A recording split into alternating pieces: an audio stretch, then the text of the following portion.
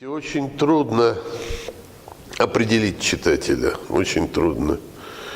Мой читатель – это русский человек, не чуждый духовным заветам нашей отечественной культуры. Я так считаю. Конечно, таких читателей не очень много. Ну, а кто читает тех же постмодернистов?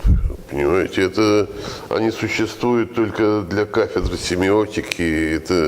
Это еще в большей степени секта, чем, скажем, мой читательский круг. Поэзию читают сейчас немногие.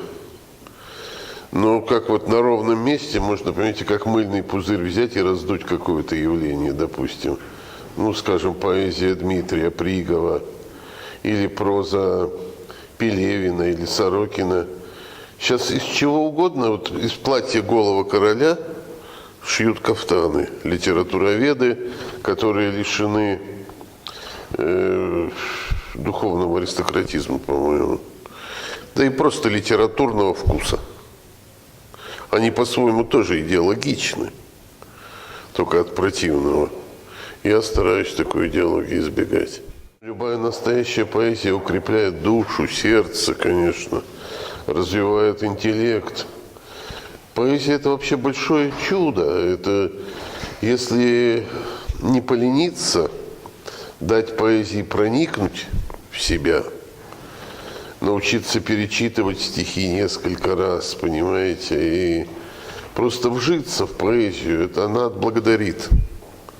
Отблагодарит не только эстетическим удовольствием, которое получишь от чтения хорошего стихотворения, но отблагодарит и укреплением тебя как личности, независимой, самостоятельной, нетрусливой.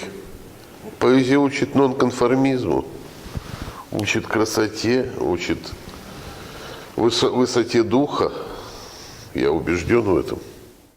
Сейчас поэзия вслед за живописью и музыкой уходит из человечества. Это дело ведь не в Белоруссии, не в России. Она уходит из культуры постхристианской цивилизации. Уходит. Идет разложение красоты, разложение эстетики, которое, очевидно, связано именно с постхристианским таким релятивизмом.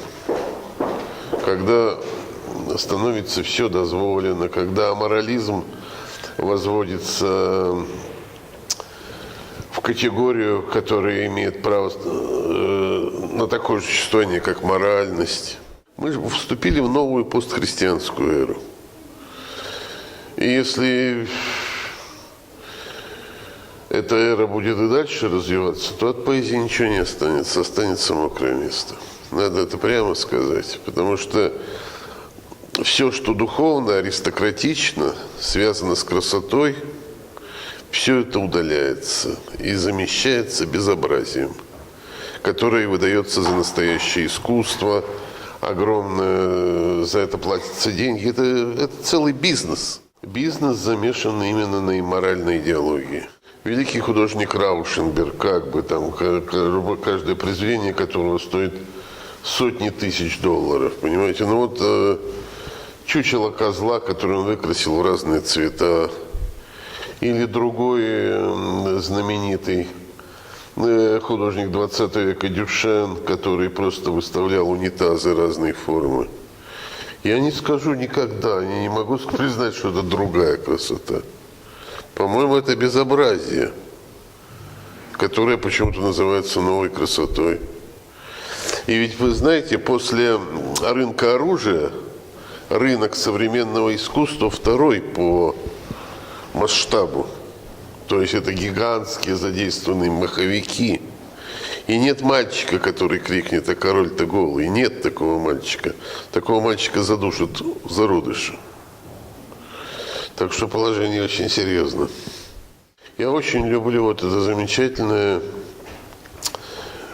слова Александра Сергеевича Пушкина. «Самостояние человека – залог величия его». Вот я живу в этом самостоянии. Одни на меня как бубного туза мне на спину навешивают, что я человек Солженицына там. Другие еще что-то. Третьи, что я традиционалист и так далее. Но я просто нахожусь в самостоянии. Я всю жизнь нахожусь в совершенствовании, в выработке собственного мирочувствования, мировоззрения, миропонимания. И хочу так, чтобы моя деятельность этому миропониманию моему соответствовала. А уж что будет больше, дальше, это уж как Бог даст. Пусть меня знает 10 человек, а я все равно остаюсь голосом нации, голосом совести. Это не зависит от количества твоих читателей и поклонников. Истина застенчива, она отнюдь может не носить массового характера, чаще всего и не носит.